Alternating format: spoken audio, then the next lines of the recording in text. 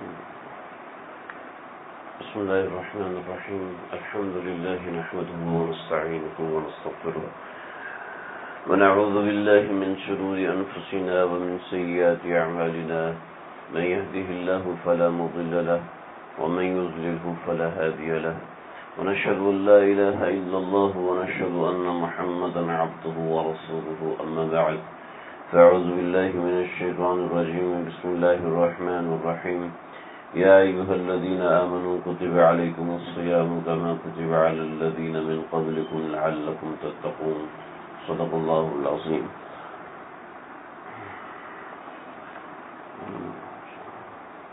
راستے میں کچھ عارضہ ہو گیا تھا تو اس وجہ سے تاخیر ہوئی، آپ لوگوں کو انتظار کرنا پڑا.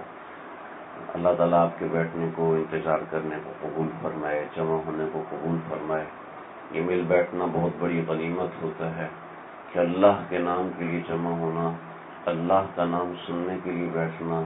لیس لہ غرض ولا عوض ولا حاجہ، جس میں کوئی غرض نہیں، کوئی عوض نہیں، کوئی حاجت نہیں، صرف اللہ کے لیے بیٹھنا، اللہ کے لیے جمع ہونا، اللہ کے لیے انتظار کرنا، اللہ کا نام سننے کے لیے بیٹھ جانا، وقت نکالنا، اپنی مصروفیات کو ترک کر دینا. تو یہ بہت بڑی سعادت ہے، بہت بڑی سعادت ہے. اللہ تعالیٰ اس کو قبول فرمائے. آج میرا بالکل مختصر بات کرنے کا ارادہ ہے اور ارادہ تھا تو پہلے ہی تاخیر ہو گئی. بہت ضروری بات ہے کہ رمضان کا مہینہ آنے والا ہے. اللہ تعالیٰ ہمیں اللہم بلغنا رمضان، اللہم بلغنا رمضان، اللہ ہمیں رمضان المبارک تک پہنچا دے. رمضان المبارک کی بابرکت سعادتیں اللہ ہم سب کو نصیب فرما دے. یہ وہ ماہ مقدس ہے کہ جس کے اندر اللہ نے رمضان میں قرآن اتارا. شہر رمضان الذی انزل فیہ القرآن، اس میں اللہ نے قرآن اتارا. ہدی للناس، ہدایت اتاری. پھر رمضان اللہ کا مہینہ ہے، اس میں ایک نیکی 70 گنا بڑھا دی جاتی ہے. یعنی 1 روپیہ اللہ کے بارگاہ میں دو تو اللہ اس کو 70 روپیہ لکھتے ہیں. 1000 روپیہ دو، اللہ 70,000 روپے لکھتے ہیں. 100 روپیہ دو، اللہ 7,000 لکھتے ہیں.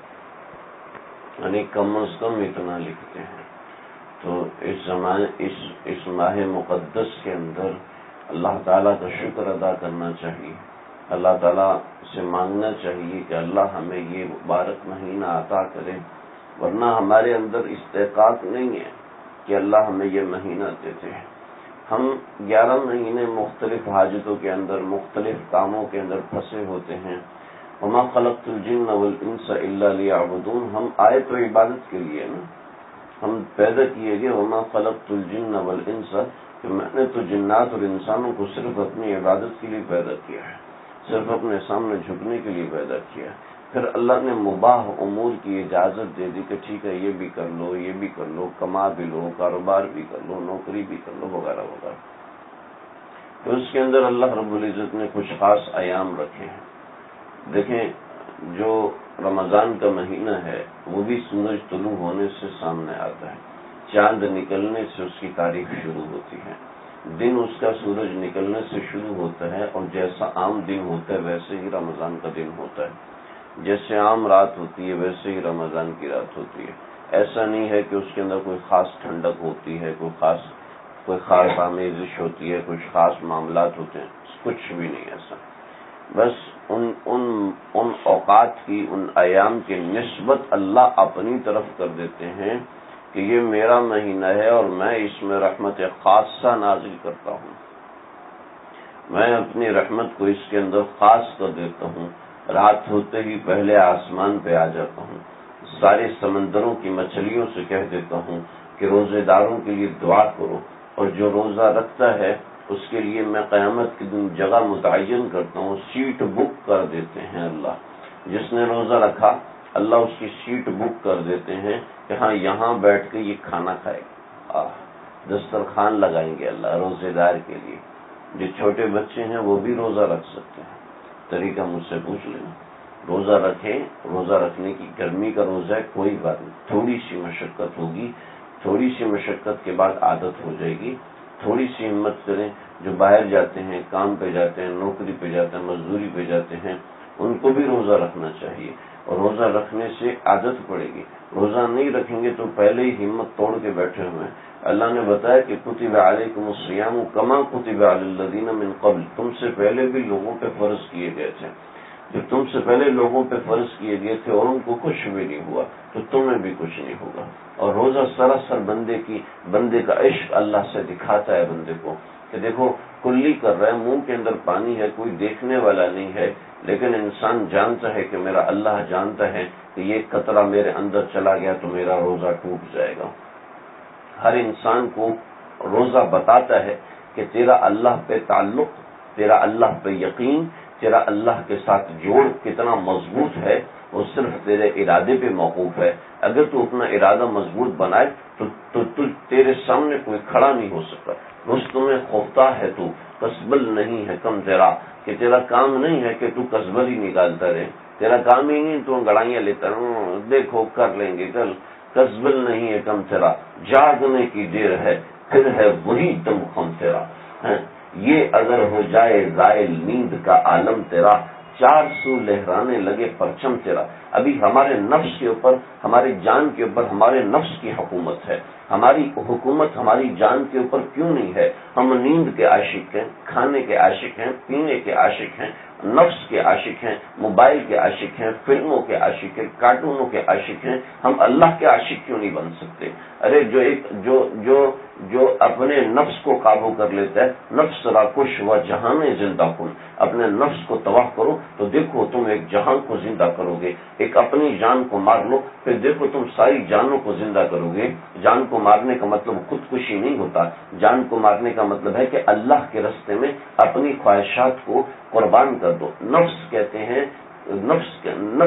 ہیں کہ ایسی چیز جو کہ مرغوبات طبعیہ غیر شرعیہ، مرغوبات طبعیہ غیر شرعیہ، اس کو کہتے ہیں نفس. سمجھ لیں، نفس کسی پہاڑ کا نام نہیں، نفس کسی یہ ہاتھ پاؤں اس کا نام نہیں، نفس اندر کے ارادے کا نام ہے، اور وہ ہے مرغوبات طبعیہ غیر شرعیہ. مرغوبات طبعی یعنی طبیعت کو کوئی چیز مرغوب ہو لیکن غیر شرعی ہو، شریعت سے ہٹ کے ہو، اس کا نام نفس ہے. یہ کبھی امارہ ہوتا ہے، کبھی لوامہ ہوتا ہے، کبھی مطمئنہ ہوتا ہے. خیر میں اس کی طرف نہیں جاتا، مشکل بات ہو جائے. اللہ تو نفس اس چیز کا نام ہے.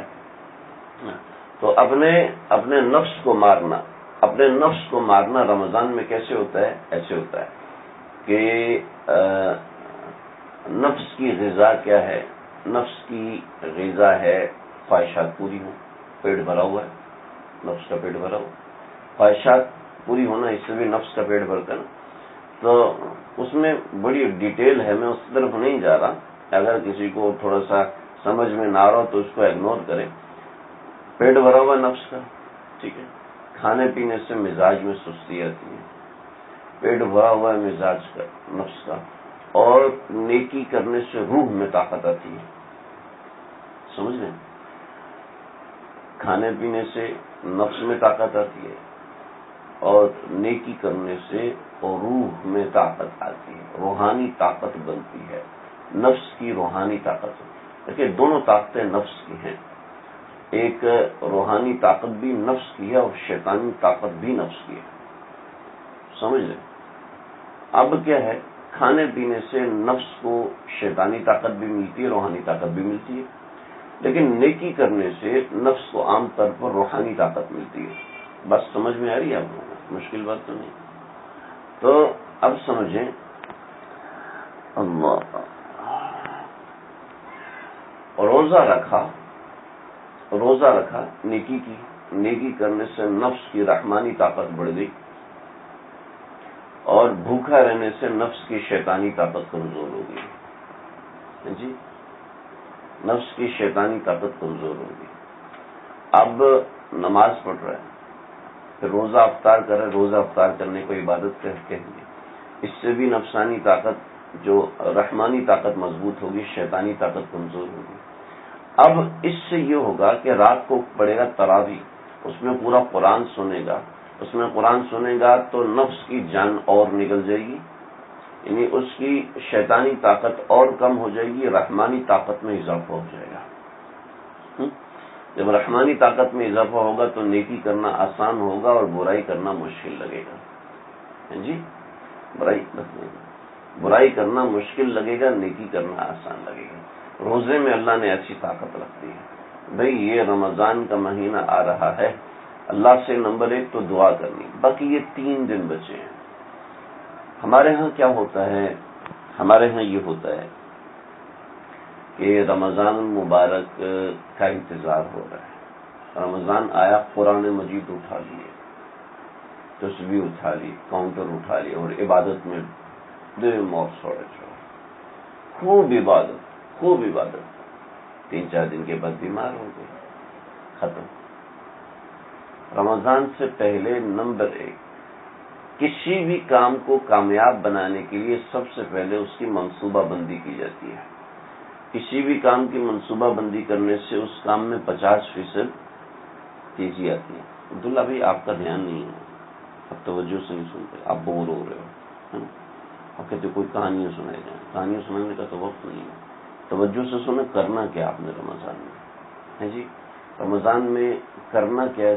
دیکھو، ہوتا یہ کہ یکم رمضان 2-3 رمضان گزرنے کے بعد پھر پلاننگ بناتے ہیں، پھر وہ ارادے ٹوٹتے ہیں، پریشانی ہوتی ہے اور رمضان گزر جاتا ہے۔ اسی میں کیا کرنے کو آئے تھے کیا کر چلے، تہمت چند اپنے سر دھر چلے، یا وہاں سے تو بستر بھی نہ لائے تھے ساتھ میں، وہاں سے تو کاغذ بھی نہ لائے تھے ساتھ میں، یہاں سے سمجھانے کو لے دفتر چلے، دفتر بنائے ہوئے پورے اعمال کے، ہائے چھوڑو بھائی۔ حضرت مجدد ملت حضرت مولانا اشرف علی تھانوی صاحب رحمۃ اللہ علیہ فرماتے تھے کہ لوگ 2 چیزوں میں پڑ جاتے ہیں، میں نے تو بہت بڑے بڑے گناہ کیے ہیں اور مجھ سے یہ گناہ چھوٹیں گے نہیں، جی یہی سوچتا ہے کہ مجھ سے یہ گناہ چھوٹیں گے نہیں اور میں نے بہت بڑے بڑے گناہ کیے ہیں۔ فرمایا کہ ماضی اور مستقبل میں پڑا رہتا ہے، چنانچہ حال برباد ہو جاتا ہے۔ ماضی اور مستقبل میں پڑا رہتا ہے، حال برباد ہو جاتا ہے۔ میں اصل چیز حال ہے، حال کی فکر کرے، جی حال کی فکر کرے، اس سے مستقبل بھی اچھا ہو جائے گا اور ماضی بھی بدل جائے گا۔ اولئک یبدل اللہ سیئاتہم حسنات۔ ہم نے اپنے حال کی فکر کرنی ہے۔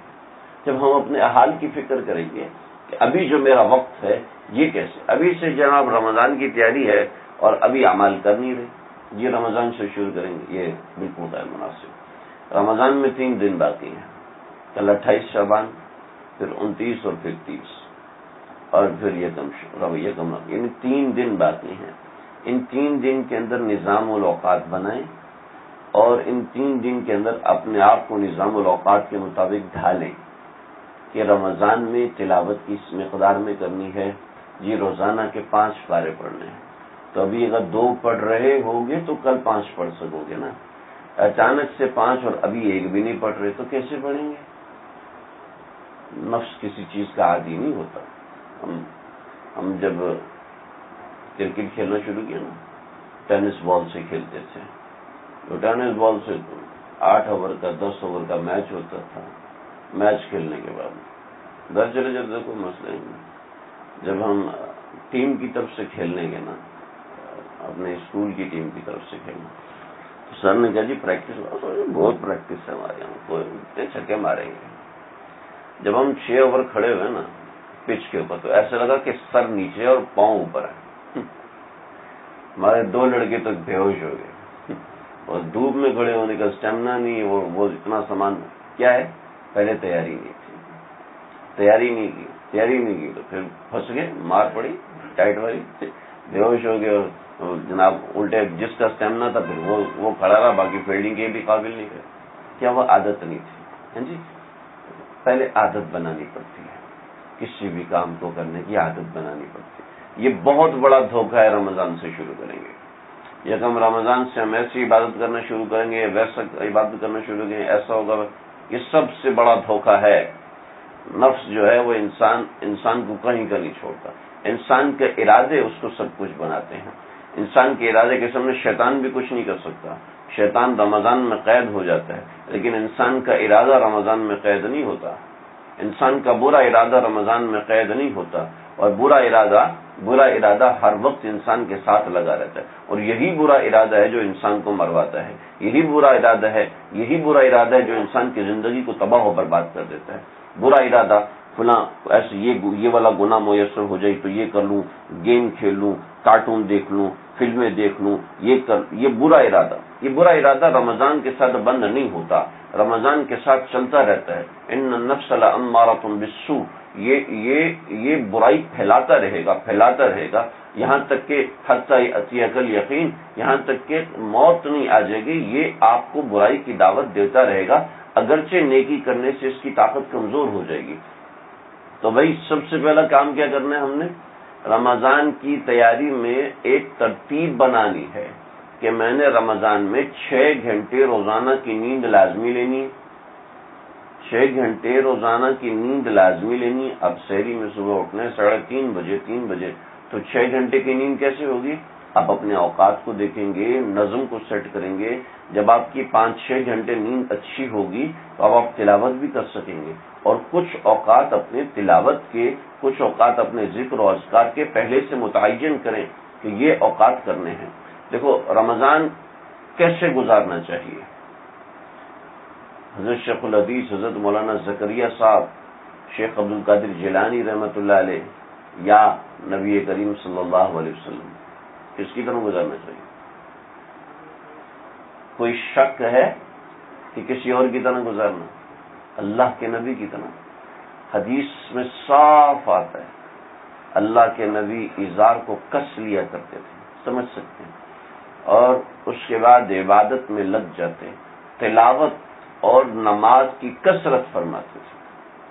کثرت احادیث میں تلاوت اور اذکار کی، تلاوت اور نماز کی کثرت فرمایا کرتے تھے. پھر فرمایا کہ رمضان میں 4 اعمال کرنے ہیں. سمجھے بھائی، آپ ذرا سمجھ رہے ہیں کہ اپنے نفس کی حاجت اس مہینے میں تھوڑی کم کرنی ہے، ورنہ کیا ہے، طاقت نہیں رہتی انسانی جسم کے اندر، ارادے مضبوط ہونا کم ہو جاتی ہے. جو شیخ کے پاس چلہ لگانے کا کہتے ہیں کہ چلو اگر دین کو تم نے کام پہ جانا ہے تو ٹھیک ہے، لیکن رات کو شیخ کے پاس ہونا ہے، گھر ایک دفعہ بھی نہیں جانا. کیوں؟ کیا وجہ؟ کچھ وجوہات ہوتی ہیں کہ انسان کی ارادے اور انسان کی خواہشات، ان کو مارنا ہوتا ہے. ان کو مارنے کے بعد انسان کو ایک الگ پرواز ملتی ہے، ایک الگ سوچ ملتی ہے، ایک الگ اڑان ملتی ہے. جو کرتا ہے اس کو سمجھ میں آتا ہے، ورنہ ایسے سمجھ میں نہیں آتا. سمجھ رہے میری بات؟ تو سب سے پہلی بات تلاوت قرآن اور نماز کی کثرت. اور 4 چیزیں اللہ کے نبی نے ارشاد فرمائی: لا الہ الا اللہ کی کثرت، استغفار کی کثرت، اللہ سے جنت کو زیادہ مانگنا ہے، اللہ سے جہنم سے پناہ مانگنی ہے. اگر کوئی ایسا نہیں کر سکتا تو کم از کم ایک کام کرے کہ رمضان میں اپنے آپ کو گناہوں سے بچائے، اپنے آپ کو گناہوں سے بچائے. بدنظری کا گناہ، غیبت کا گناہ ہے، یہ جو رسمیں ہوتی ہیں افطار پارٹیوں کے اندر مکس گیدرنگ ہوتی ہے، اپنے آپ کو اس سے بچائے. رشتہ داروں کی نظر میں بڑا بننے سے بہتر ہے اللہ کی نظر میں بڑا بنے. رشتہ داروں سے جوڑنے سے بہتر ہے اللہ سے اپنا جوڑے. جب اللہ سے اپنا جوڑے گا تو پھر دیکھیں حضرت والا رحمۃ اللہ علیہ، ہمارے حضرت والا رحمۃ اللہ علیہ، شیخ العرب والعجم عارف باللہ حضرت مولانا شاہ حکیم محمد اختر صاحب رحمۃ اللہ علیہ فرماتے تھے، لوگوں میں قسم کھاتا ہوں، اللہ کے نام کی قسم کھاتا ہوں، واللہ کہتا ہوں کہ جو اللہ کو راضی کرنے کی فکر کر لیتا ہے اس کو وہ سکون نصیب ہوتا ہے جو بادشاہوں کو بھی نصیب نہیں ہوتا. شاہوں کے سروں میں تاج گراں سے درد سا اکثر رہتا ہے، اور اہل صفا کے سینوں میں ایک نور کا دریا بہتا ہے. اللہ کے نور کا دریا اس دل میں بہے گا جو اللہ کو ناراض نہیں کرے گا. جو اللہ کو ایک لمحہ ناراض کرتا ہے اس کو وہ چین سکون اطمینان کبھی حاصل ہو نہیں سکتا. ایک سیکنڈ کوئی اللہ کو ناراض کرے اس کی دنیا لٹ جانی چاہیے کہ ہاں میں نے کتنے بڑے مالک کو ناراض کر دیا، کتنے بڑے اپنے پالنے والے کو ناراض کر دیا، کتنا اپنا محبت کرنے والے کو اپنے سے ناراض کر دیا. دوستو کم از کم رمضان کے اندر کوشش کریں کہ ٹی وی ہمارے گھر میں بند ہو جائے، ہمارے گھر میں شرعی پردہ ہو. اگر کوئی کسی کے پاس آمدن حرام کی ہے تو وہ حلال کی آمدن کا انتظام کرے. خاص رمضان کے لیے انتظام کریں. اور گھر کے اندر جو خاص طور پہ ہماری خواتین ہیں، میں ان سے کہتا ہوں، مرد حضرات سے بھی کہتا ہوں کہ کوشش کریں کم از کم رمضان میں آخری 3 دن کا اعتکاف کریں کہ ہم عبادت کا نام سنتے ہی سر میں درد ہونے لگتا ہے. کیوں؟ کیا وجہ؟ عبادت کا نام سنتے ہی سر میں درد، ایک گرانی محسوس ہونے لگتی ہے. یہ کیا ہو رہا ہے؟ پھر کہتے ہیں جی ہمیں تو ان باتوں سے مناسبت نہیں ہے، اللہ کے نبی کی باتوں سے مناسبت نہیں ہے، تو پھر کس سے مناسبت ہے؟ میں کوئی اپنی بات سنا رہا ہوں، میں کوئی اپنا قصہ کھیل رہا ہوں، میں کوئی اپنی چیزیں سنا رہا ہوں، اپنے تجربات بتا رہا ہوں، میں اللہ کے نبی کی باتیں بتا رہا ہوں. کسی کو اس سے مناسبت نہیں تو پھر اس کو کس سے مناسبت ہوگی؟ نعوذ باللہ من ذالک. پتہ نہیں اس کا دین بھی سلامت رہے گا یا نہیں رہے گا. مناسبت نہیں. اللہ حفاظت فرمائے. اللہ بہانہ ہے. ہم دیندار لوگ آئے کیا، ہم دیندار لوگ جتنا دین سے دور ہوتے ہیں، یقین کیجئے دنیا دار لوگ بہت قریب ہو جاتے ہیں. میں ہر جگہ ہر دفعہ یہ بات نہیں کرتا. رمضان سے پہلے میں بہت سوچ سمجھ کے یہ بات کر رہا ہوں. ہمارے حضرت مفتی شاہد صاحب دامت برکاتہ میرے استاد محترم، ہمیں ترمذی پڑھائی. حضرت شیخ الحدیث حضرت مولانا زکریا صاحب رحمۃ اللہ علیہ کے خلیفہ ایک مرتبہ سبق پڑھا رہے، جو سر نیچے جھکایا ہوا، ایسی اللہ نے ان کو نوازا ہے، ایسی نورانی شخصیت. فرمایا کہ میاں چھوڑو تم حدیث نہیں پڑھو. دوسرا طالب علم پڑھنے شروع، میاں تم بھی نہیں پڑھو. پھر تیسرا پڑھا، تم بھی نہیں پڑھو. میاں بدنظری بھی کرتے ہو، حدیث بھی پڑھتے ہو. مجھے تاریکی محسوس ہوئی. درسگاہ میں آتے طلبہ استغفار کر کے بیٹھتے، یا اللہ ہمارے گناہوں کو معاف کرتے، کہ ہمارے استاد کے پاکیزہ سینے پہ اس کا تقدر نہ ہو جائے. ایک بدوا حدیث میں ہم یہاں کوئی شخص ہے جو بے وضو بیٹھا ہوا ہے، کوئی بے وضو حدیث میں نہ بیٹھے. حدیث بے وضو نہ پڑھو، اللہ کے نبی کی بات ہے. بے وضو حالانکہ کوئی فرض واجب نہیں ہے حدیث وضو سے پڑھنا، لیکن مستحبات کا اتنا خیال ہے، آداب کا اتنا خیال ہے. وہ سنن کا کتنا لحاظ رکھتا ہوگا، وہ سنتوں کا کتنا لحاظ رکھتا ہوگا. تو ہمارے مفتی شاہد صاحب، پتہ نہیں میں کیا بات سنا رہا تھا. ہاں جی، ہاں مفتی شاہد صاحب نے فرمایا کہ ہمارے ایک ساتھی، ہنستے ہوئے فرمایا، ہمارے ایک ساتھی موٹے تھے اور وہ کسی جماعت کے ساتھ لگے تو اور موٹے ہو گئے. میں نے کہا بھائی کیوں؟ پہلے موٹے تھے اب اور موٹے ہو گئے. کہلے پہلے مجھے دین کی فکر تھی، اب مجھے دین کی فکر بھی نہیں رہی. کہ دینداروں کے ساتھ لگ کے دین سے بھی بے فکر ہو گیا. ہاں اللہ معاف کریں گے، اللہ غفور رحیم، اللہ غفور رحیم، اللہ معاف کریں گے. دوسروں کی کمیاں دیکھ کر، دوسروں کے عیب تلاش کر کے، ان کے عیبوں کو بیان کر کے سکون ملتا ہے. دوسروں کے اوپر کرٹیسزم، دوسروں پہ تنقیدی نشانہ بنا کے دوسروں کو تنقید کر کر کے سکون ملتا ہے. سمجھتے کہ ہم بہت بڑا کام کر رہے ہیں. اپنا نقصان، اپنا دین تباہ کر، اپنا دین تباہ کریں. ہم تو بہت نیکی کا کام کر رہے ہیں، کیا کریں؟ دوسرے کا دل دکھا رہے ہیں، دوسرے کو بے عزت کر رہے ہیں، ذلیل کر رہے ہیں. دوستو یہ جو گناہ ہے، میرے حضرت فرماتے ہیں اگر ایک گناہ ہم بھی مبتلا ہے نا تو دوزخ تلاش کرنے کی ضرورت نہیں، تیری ذات خود دوزخ ہے. دوسرے کو حقیر سمجھ کے اگر ہمارے حضرت نے فرمایا، دوسرے کو حقیر سمجھ کے اگر ٹکنے کا مسئلہ بھی بتایا کہ ٹکنا چھپانا حرام ہے تو تم نے حرام کام کیا. اگر دوسرے کو حقیر سمجھ کے داڑھی کا مسئلہ بتایا، دوسرے کے لیے بتایا کہ ایک مٹھی داڑھی رکھنا واجب ہے، دوسرے کے لیے بتایا تاکہ اس کو پتہ تو چلے کتنا بڑا گناہ کر رہا ہے، اگر اس نیت سے بتا تو بہت بڑا گناہ کیا.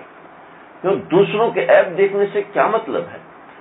میں خاص طور پہ اپنی خواتین سے کہتا ہوں، مرد حضرات سے عام طور پہ کہتا ہوں کہ دوستو اس مہینے میں اخباروں سے دور رہیں، حکمرانوں کے پروگرام سے دور رہیں، اور حکومتیں کیا کر رہی ہیں، حالات حاضرہ میں کیا ہو رہا ہے. میں اخبار نہیں پڑھتا، جنگ بھی ہوئی درمیان میں، وہ پتہ نہیں، ہم نے اخبار نہیں پڑھی، ہمیں کوئی ٹینشن نہیں تھی. جو ہمارے آگے پیچھے لوگ اتنی ٹینشن میں تھے، اتنی پریشانی میں تھے، اور ان میں اور ہم میں کیا فرق ہے؟ ہم تھوڑے سے زیادہ موٹے ہو گئے. ہمیں کوئی ٹینشن نہیں، موٹا ہونے کی ویسے ہی کہہ رہا ہوں، ہمیں کوئی ٹینشن نہیں ہے. جو ہوگا سب کے ساتھ اکٹھا ہوگا. اگر ہونا ہے تو سب کے ساتھ اکٹھا ہونا ہے. مہنگائی بڑھنی ہے, مجھے پہلے پتہ چل جائے تو کیا میرے اوپر نہیں بڑھے گی؟ چلے میں 200 روپے کا پیٹرول مزید ڈلوا لوں گا تو 2 دن کے بعد پھر کیا ہوگا؟ وہی ہو جائے گا. یار کیا ضرورت ہے؟ اور جو اپنا قیمتی وقت ضائع کیا وہ پہلے سے شیڈول بنائے, بڑے سے 2 گھنٹے لگا کے شیڈول بنائے. پہلے ہفتے کا نہیں, پہلے 10 دن کا نہیں, پہلے 15, جو آپ کو سمجھ میں آتا ہے. پہلے 10 دن کا شیڈول بنائیں, اس کو چیک کریں کہ میں اس شیڈول کو کیسے فالو کر رہا ہوں. یعنی جو ترتیب بنائی ہے 10 دن کی, ایسے زبان پہ چڑھے ہوئے الفاظ میں, تو جو 10 دن کی شیڈول نہیں, 10 دن کی ترتیب, 10 دن کی ترتیب بنائیں. ان 10 دنوں میں یہ کرنا ہے. پھر اس کا روزانہ احتساب کریں, 5-10 منٹ لگا کے احتساب کریں. موبائل کو وقت کم دیں, ادھر ادھر کی چیزوں کو, جو کتابیں مطالعہ کرتے ہیں ان کو وقت کم دیں, جو ادھر ادھر کی گپیں لگاتے ہیں اس کو وقت کم دیں, اور زیادہ وقت مصلی اور قرآن کو دیں. زیادہ وقت مصلی اور عبادت. گناہ سے کیسے بچیں گے؟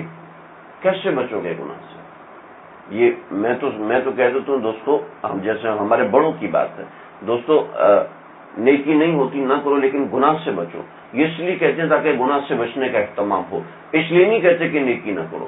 ورنہ دنیا کا ماہر ترین باورچی ہے, ہماری مائیں بہنیں بہو بیٹیاں تشریف فرما ہیں, ان سے کہہ دو کسی آلے کے بغیر پیاز کاٹ کے دکھا دیں. نہیں کاٹ سکتے. سیب کاٹ کے دکھا دیں, بغیر چھری کے, بغیر کٹر کے سیب کاٹ کے دکھا, نہیں کاٹ سکتے. اس کو مکہ مار کے پھوڑ دیں گے, کاٹ نہیں سکتے. اس کے لیے چھری کی ضرورت ہے. ایسے گناہوں سے بچنے کے لیے نیکیوں کی ضرورت ہے. گناہ سے بچنے کے لیے ذکر کی ضرورت ہے. گناہ سے بچنے کے لیے تلاوت کی ضرورت ہے. جب تک یہ ہمارے اندر اسٹیم نہیں ہوگی, جہاز اڑے گا کیسے؟ صرف جہاز کا شیپ بنا دو, اندر اسٹیم نہ ہو, پیٹرول نہ ہو, تو وہ اڑے گا کیسے؟ صرف شیپ بنانے سے کوئی جہاز اڑنا شروع ہو جاتا ہے. ہم ایسے ہی اللہ تعالیٰ کا تعلق کیسے حاصل کریں گے جب اپنے آپ کو رمضان میں عبادت میں نہیں لگائیں گے؟ اس لیے کہتا ہوں کہ پہلے اگر 10 خط لکھتے ہیں تو 10 خط مت لکھیں, 2 خط لکھیں, 1 خط لکھیں, مختصر خط لکھیں, ضروری بات پوچھیں. اگر ضروری بات نہیں ہے تو مت پوچھیں. اپنی عبادت میں لگیں, اپنی عبادت میں لگیں, اپنے وقت کو قیمتی بنائیں. دوستو اگر آپ شیڈول بنائیں گے, معذرت چاہتا ہوں, پھر شیڈول ترتیب بنائیں گے تو آپ کو سمجھ میں آئے گا کہ میرا کتنا وقت ضائع ہوتا ہے. ہم ترتیب بناتے ہی نہیں ہیں, بس ایک اندازے سے چل رہے ہوتے ہیں. جب ترتیب بنانا بہت ضروری ہے. شیخ عبد الفتاح ابو غدہ, حضرت شیخ الاسلام حضرت مفتی تقی عثمانی سب سے پہلے شیخ عبد الفتاح ابو غدہ, یہ ورلڈ کے سب سے بڑے عالم تھے. یعنی ان کا بہت بڑا نام تھا. ان کے دفتر میں ایک جملہ لکھا ہوا تھا, النظام هو الاسلام, الاسلام هو النظام. کہ اسلام کیا ہے؟ ترتیب بنا کے چلنا. ترتیب کیا ہے؟ اسلام ہے. ہمارے کتنے کاموں میں ترتیب ہوتی ہے؟ ہفتے کا شیڈول بناؤ جی, اس دن کیا پکانا ہے, اس دن کیا پکانا ہے, اس دن کیا پکانا ہے. آپ کا بہت وقت بچے گا. ہفتے کی ترتیب بنی ہو, کیا پکانا ہے.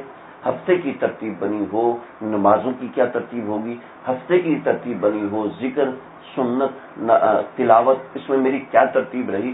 ہفتے کے اعتبار سے اپنے آپ کو جانچیں, اچھا میرا یہ وقت 100% صحیح لگ گیا, اب یہ مزید کیسے بہتر ہوگا. ایک وقت میں اگر میں 2 کام کروں تو کیسے ہوگا. ایک وقت میں 2 کام کرنے سے تو وقت کی برکت ختم ہو جاتی ہے. اب کیسے کروں, ایک وقت میں 3 کام کر رہے ہیں اور تینوں ہی نہیں ہو رہے ہیں جی. ایک وقت میں 4 کام کر رہے ہیں اور چاروں نہیں ہو رہے. ایک وقت میں 1 کام کرنے سے وقت کی برکت ہوتی ہے. ہاں ایسا کام جیسے بطور مثال سبزی کاٹ رہے ہیں, اس کے ساتھ بیان سن لیا, یہ ان کے حل ایسا کام جو کہ کوئی کام نہیں کہلاتا, جو کہ بس ایک جو ہے سب سیکھنا کہلاتا ہے. تو اپنے اوقات کی ترتیب بنائیں, سمجھیں, اور پھر اس کو جانچیں کہ میں اس کو بہتر کیسے بنا سکتا ہوں, اس میں بہتری کیسے لا. جیسے بطور مثال دفتر جانا ہے, دفتر ظاہری بات ہے, وہ تو کہتا ہے میں کما کے دوں, وہ کہتا ہے جی ہمیں کما کے دو. وہاں تو جانا ضروری ہے, ٹائم لگانا ضروری ہے, اور عبادت بھی ضروری ہے. پہلے اتنا نہیں, اور دوسری طرف سحری کا وقت بڑھ گیا, ادھر سے افطاری کے ایک کام میں اضافہ ہو گیا, تراویح یعنی کہ 3 4 کاموں میں اضافہ ہو گیا, اور اوپر سے جسمانی طاقت میں کمی آنا شروع ہوگی, نیند میں کمی آنا شروع ہوگی. اب رمضان کیسے گزارنا ہے؟ ترتیب بنائے بغیر کیسے اس کا مقابلہ کریں گے. جی وقت آئے گا تو دیکھ لیں گے. نہیں، یہ غیر مناسب عمل ہے. غیر بازار بھی جانا ہے، کوشش کر کے رمضان سے پہلے شاپنگ کرنی چاہیے، لیکن اگر جانا ہے تو ترتیب بنائیں. اس دن جانا ہے ہم کو، اس دن جانے کے کیا فائدے، اگر کسی اور دن جائیں گے تو کیا نقصان ہے. پہلے اس چیز کو سوچیں. جیسے SWOT انالیسس کیسے نا، کہ یعنی کہ کسی چیز کی خوبیاں کسی چیز کی خامیاں دونوں کو دیکھ کر آپ کسی کام کو کریں گے. یقین کیجئے ایمان مسلمان ایسا ہوتا ہے، مسلمان ایسا نہیں ہوتا جس گلی میں اسے نل چلی، جس نے اٹھا ہاں چلو، ہاں جی چلو، ایسا نہیں ہوتا مسلمان. ہر کام ترتیب سے کرنا ہے، ہر کام نظام بنا کے کرنا ہے. بہت سے بزرگ ایسے گزرے جنہوں نے نظام نہیں بنایا، جنہوں نے کام میں نظام نہیں بنایا. میں ان کی تردید نہیں کر رہا، ان کو من جانب اللہ کوئی ایسی ترتیب بنتی تھی، لیکن نبی کریم صلی اللہ علیہ وسلم ہمارے سامنے نمونہ ہے، صحابہ کرام ہمارے سامنے نمونہ ہے جنہوں نے اسی ترتیب پہ چلے. اور جو اسی ترتیب جو بھی فاتحین گزرے ہیں ہمارے، صلاح الدین ایوبی رحمۃ اللہ علیہ، محمد بن قاسم رحمۃ اللہ علیہ، رات میں بیٹھے حضرت نماز پڑھ لیں، ابھی تو پڑھی ہے. ابھی کیا ہوا حضرت فجر کا وقت ہو گیا. پوری رات نقشے میں کھوئے رہے، ترتیب بنا رہے، ترتیب بنانے میں پوری رات گزار، پوری راتیں گزار دی رہے. ایک تو رات پوری راتیں گزار دی. کیا تھا، محمد بن قاسم ایسے دھڑلے سے لشکر لے کر آ گئے، تو اس نے ہندوستان پہ حملہ کیا. پہلے 2 لشکر مسلمانوں کے یہاں سے شکست کھا کے واپس چلے گئے. ایک تو سفر بہت دور، دوسرا سمندر کا سفر. اور سمندر کا سفر آپ نہیں جانتے. چلے میں آپ کو ایک قصہ سنا کے بات ختم کرتا ہوں. ہمارے ایک جاننے والے ساتھی ہیں جو کہ فوج سے ریٹائرڈ ہیں، انڈین نیوی سے ریٹائرڈ ہیں. تو انہوں نے بتایا کہ نیوی کا راشن سب سے زیادہ ہوتا ہے، ان میں گوشت اور یہ. میں نے کہا کیوں زیادہ ہوتا ہے؟ کیا لگے مسئلہ یہ ہے کہ ایک مرتبہ جو پاکستانی برلی فوج ہے انہوں نے اعتراض کیا کہ ان کا راشن اتنا زیادہ ہوتا ہے ہمارا. ان کا چلو ٹھیک ہے، آپ ہمارا کم کر دیں، تو کل ہمارے ساتھ شپ پہ چلیں آپ. کیا ٹھیک ہے، انجوائے کریں گے، پورا دن جا کے گہرے سمندر میں جا کے رہیں گے، تازہ ہوا کھائیں گے، تازہ مچھلی پکڑ کے کھائیں گے. اور یہ جہازوں میں تو بڑی بڑی چیزیں ہوتی ہیں. کہا چلو ٹھیک ہے. جیسے منوڑا سے باہر نکلے، کھلے سمندر میں آئے.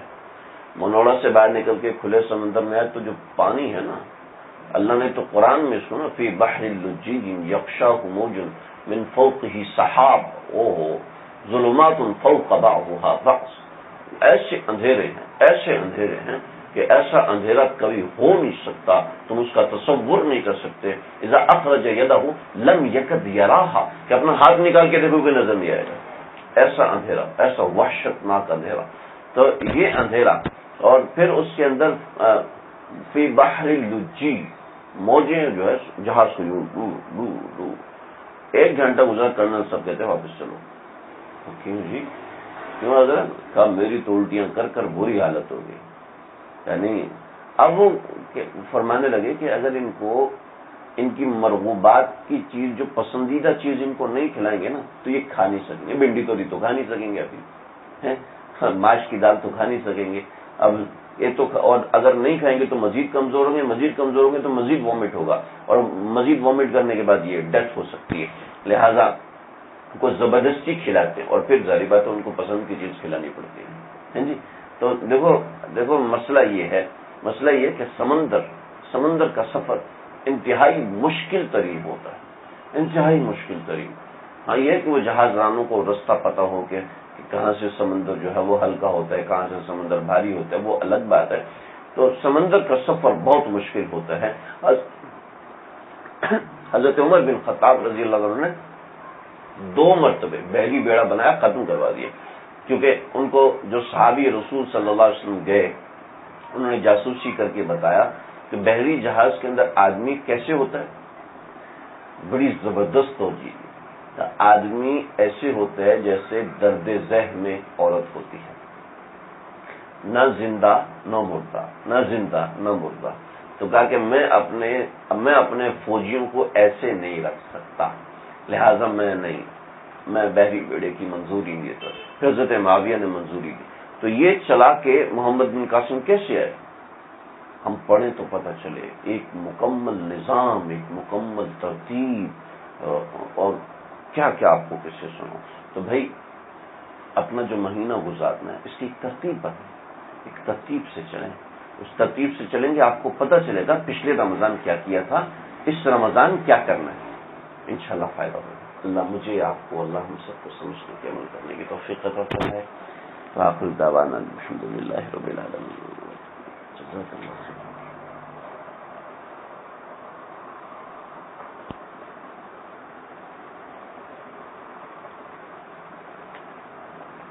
جزاک اللہ خیر۔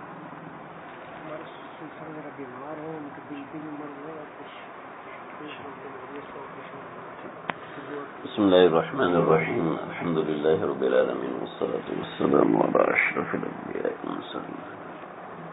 اللهم ربنا تقبل منا انك انت السميع العليم وتب علينا انك انت التواب الرحيم، افرغ علينا صبرا وثبت اقدامنا وانصرني وانصرنا على القوم الكافرين، حينا ربنا بالسلام وادخلنا دار السلام، تبارك ربنا وتعاليت يا ذو الجلال والاکرام۔ اے اللہ ہمارے بیٹھ جانے کو قبول فرما لیجیے، اپنا نام لینے کو اپنی بارگاہ میں قبول فرما لیجیے، شرف قبولیت سے سرفراز فرما دیجیے۔ اے اللہ اس بیٹھ جانے کو، اپنے دربار میں حاضری کو، اپنے نام کے لینے کو اے اللہ اپنے فضل و رحمت سے ملا کے اے اللہ قبول فرما لیجیے، منظور فرما لیجیے۔ اے دونوں جہانوں کے پروردگار، اے دونوں جہانوں کے پالنہار، اے اللہ ہمارے گناہوں کو معاف فرما دیجیے، ہمیں رمضان کی سعادت نصیب فرما دیجیے، رمضان کا مبارک مہینہ ہم سب کے مقدر میں ڈال دیجیے، رمضان کی مبارک گھڑیاں ہم سب کو نصیب فرمائیے۔ اے اللہ جو لوگ بھی جہاں بھی بیٹھے بیان سن رہے ہیں، اے اللہ ان سب کی جملہ مقاصد حسنہ پورے فرمائیے۔ یہ جو لوگ یہاں پہ آئے ہوئے ہیں ان سب کی جملہ مقاصد حسنہ پورے فرمائیے۔ ہمارے اپن معاقل کے اندر کئی لوگ جمع ہو کے بیان سنتے ہیں، اے اللہ ان کے بیٹھنے کو، ان کے جمع ہونے کو، ان کا وقت نکالنے کو، ان کے آ جانے کو اپنی بارگاہ میں شرف قبولیت نصیب فرما دیجیے۔ اے اللہ آپ سے مانگنا نہیں آتا، بن مانگے عطا فرمائیے، بن مانگے عطا فرما دیجیے۔ آپ تو بڑے ہیں، آپ تو کریم ہیں، آپ تو دوسروں کی خطاؤں کو معاف کرنے والے ہیں۔ اللہ ہماری خطاؤں کو معاف فرمائیے، اللہ ہماری کوتاہیوں کو معاف فرمائیے۔ جو لوگ بیمار ہیں گھروں میں، ہسپتالوں میں، سب کو شفا کلی عطا فرمائیے۔ وہ تنویر صاحب کے سسر صاحب بیمار ہیں، اے اللہ صحت کلی، صحت کاملہ عاجلہ مستمرہ عطا فرمائیے۔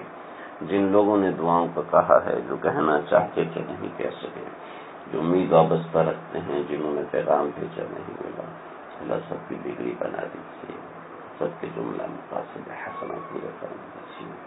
اللهم ربنا تقبل منا انك انت السميع العليم وتب علينا انك انت التواب الرحيم۔ اے اللہ ہمارے جو عاصف بھائی ہیں ان کو زرینہ صالح اولاد کی دولت سے نواز دیجیے۔ ہمارے فاروق بھائی کی اہلیہ اللہ شدید بیمار ہیں، صحت کلی عطا فرمائیے، رمضان کے مبارک مہینے کی صحت کلی عطا فرمائیے۔ اے اللہ نعمان بھائی کی والدہ کو صحت کاملہ عاجلہ مستمرہ عطا فرمائیے۔ ہمارے ڈاکٹر خالد صاحب ہیں اور ہمارے خالد محسن بھائی، اللہ جو مشکلات ہیں، پریشانیاں ہیں، اللہ سب سے خلاصی عطا فرما دیجیے۔ ربنا تقبل منا انك انت السميع العليم وتب علينا انك انت التواب الرحيم، وصلى الله تعالى على خير خلقه محمد۔